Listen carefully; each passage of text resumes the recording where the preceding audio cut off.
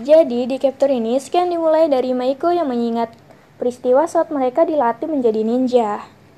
Karena menurutnya semua tidak seperti itu, sebelumnya mereka dilatih untuk tidak takut mati.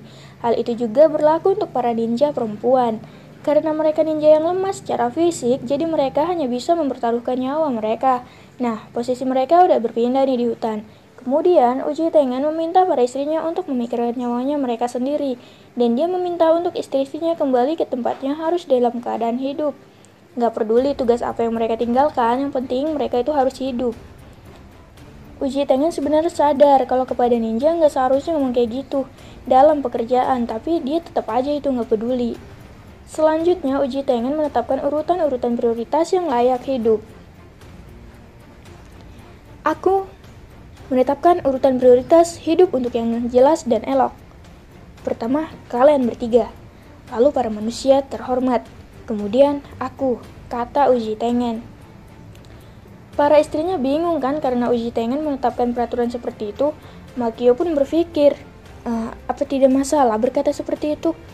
Kalau kami mementingkan nyawa kami sendiri, kami tidak akan bisa melakukan tugas dengan benar, bukan? Setelah selesai para cewek-cewek memperbincangkan keputusan si Tengen, Uji Tengen menepuk kepala istrinya satu persatu sambil berkata, sepertinya kalian sudah bekerja dengan elok. Aku tahu kalian pasti bisa melakukannya, gadis-gadisku. Suma dan Makio kemudian terharu dengan ucapan Uji Tengen. Dan membuat Suma menangis. Ya, karena dasarnya Suma itu perempuan cengen yang mudah banget menangis kan? Waktu lagi asyik ngobrol sama istri-istrinya, tiba-tiba Inosuke datang marah-marah. Hei, dewa pesta keparat, selendang belatungnya kabur lewat lubang. Bukannya panik, Uji Tengen malah balik memarahi Inosuke. Diam, kita sudah menyelamatkan orang-orang yang tertangkap, jadi itu tidak masalah. Bicara padaku setelah kau selesai menyanyikan lagu pujian untukku, kata Uji Tengen kepada Inosuke yang membuatnya terkejut. Tapi istrinya Uji Tengen, si Makio, nasihatin dia tuh. Dengan sama, kita harus mengejarnya, atau kerusakannya akan semakin menyebar. Si Tengen ini karena permintaan istrinya, dia langsung aja tuh setuju dan menyuruh semuanya bersiap untuk mengejar selendang si iblis itu. Gilanya, Uji Tengen malah lari ngibrit. Menyingkirlah, Uji sama mau lewat, katanya sambil berlari. Wah, keparat itu cepat sekali, seru Inosuke heran kepada si Uji Tengen. Dan di lain scan terlihat Tanjiro masih berusaha melawan Daki, tapi dia terhempas dan kemudian Tanjiro diem tuh karena dia ngelihat kalau selendang-selendang itu masuk ke dalam tubuhnya Daki. Dia langsung berpikir, apa itu? Selendangnya masuk ke dalam tubuhnya? Tidak, itu memang bagian dari tubuhnya, dan sekarang benda itu kembali. Gak mau mikir terlalu panjang, Tanjiro langsung lari kenceng mau nyerang si Daki, tapi saat serangannya dilempar, si Daki malah ngilang. Tanjiro heran karena dia tiba-tiba gak ada. Ternyata Daki udah ada di atas atap. Ia merubah wujudnya menjadi jelek dan menyeramkan. Lalu ia bergumam, seorang pilar ya. Syukurlah ada pilar yang datang. Orang itu pasti akan senang. Tanjiro yang melihat perubahan Daki pun merasa heran. Penampilannya berubah dan baunya sangat jahat. Tenggorokanku sampai terasa sakit. Tapi Uji-san pergi ke tempat Inosuke dan yang lainnya, bukan? Berarti semuanya pasti baik-baik saja. Hei, apa yang sedang kau lakukan? Tiba-tiba bapak pemilik toko keluar dari rumahnya. Tanjiro panik. Sial, mereka mendengar keributan kami. Akibatnya para penghuni pun pada ngelihat keluar gara-gara suara si bapak. Daki juga ngerasa kesal sama si bapak-bapak ini. Tapi Tanjiro justru malah panik. Dia meneriakin si bapak untuk pergi dan tetap berada di rumahnya. Tidak, pergi dari sini. Jangan ada yang keluar rumah. Tapi tiba-tiba serangan dari Daki datang. Tanjiro berusaha melindungi si bapak dengan pedangnya. Tapi ternyata serangan Daki mengenai tangan si bapak sampai putus. Bapak itu pun teriak kesakitan.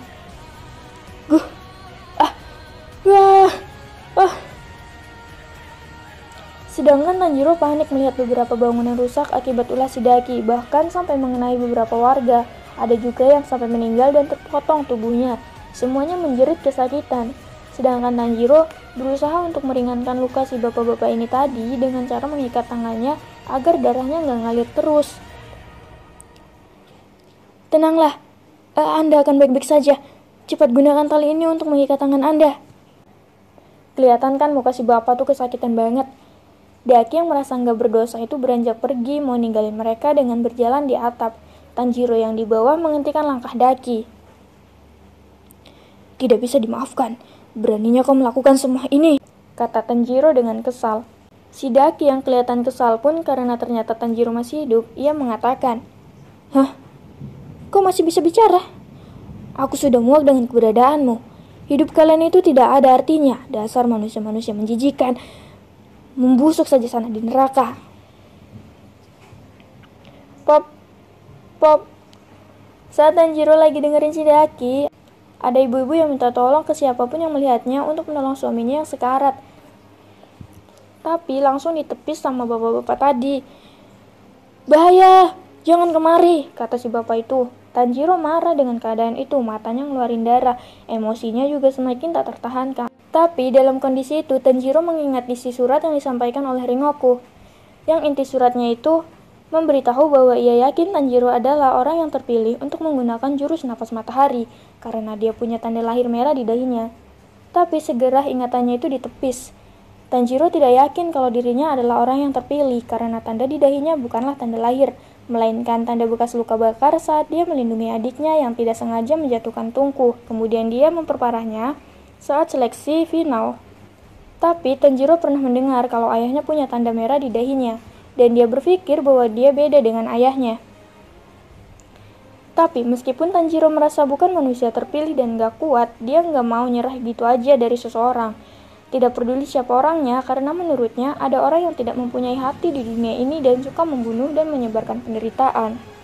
Dia tidak akan membiarkan kekejaman terus ada. Kemudian Tanjiro naik ke atap dan menarik kaki Daki sampai membuat Daki nyaris terjatuh.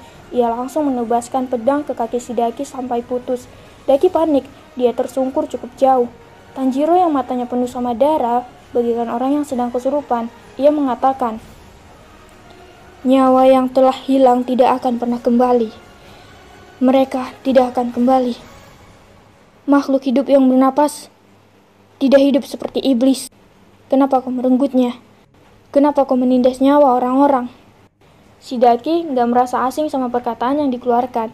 Kata-kata itu, aku pernah mendengarnya sebelumnya. Tiba-tiba penglihatan Daki terbuka. Ia melihat sosok yang merasuki Tanjiro. Ternyata itu adalah Yorichi Sugikuni. Ia adalah musuh besar ketua para iblis. Daki kemudian berpikir bahwa ingatan itu bukan dari dirinya, melainkan ingatan dari Salmuzan. Kemudian Yorichi melanjutkan ucapannya. "Apa yang membuatmu senang melakukan itu? Apa yang kau nikmati dari itu? Kau anggap nyawa itu seperti apa?" Daki masih bingung.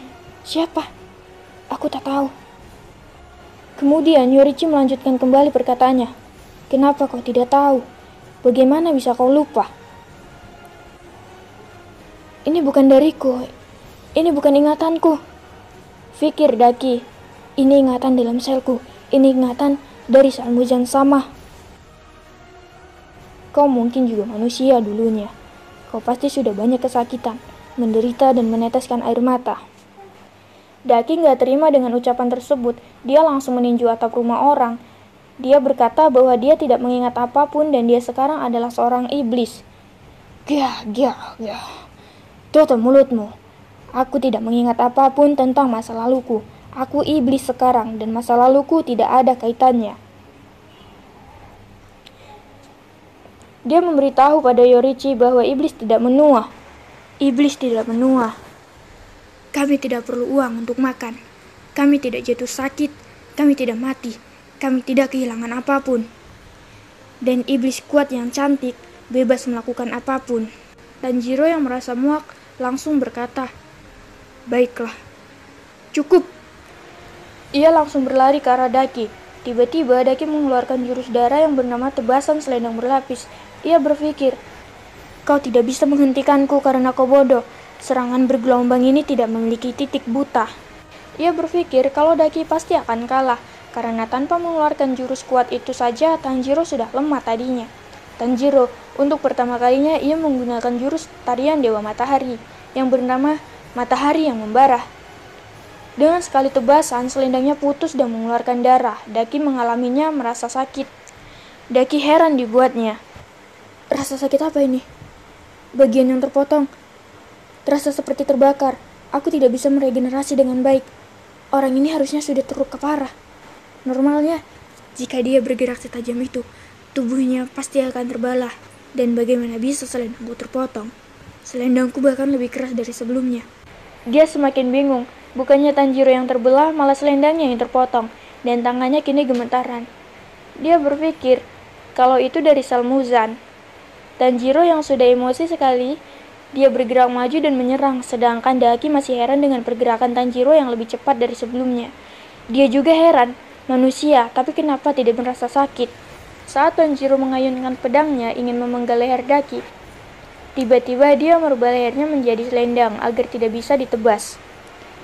Aku tidak sudi kepalaku ditebas oleh orang sepertimu, kata Daki dengan kejam. Dan chapter 81 pun berakhir di situ. Maaf jika ada salah dalam pembacaan, kalian bisa komen ya Animers.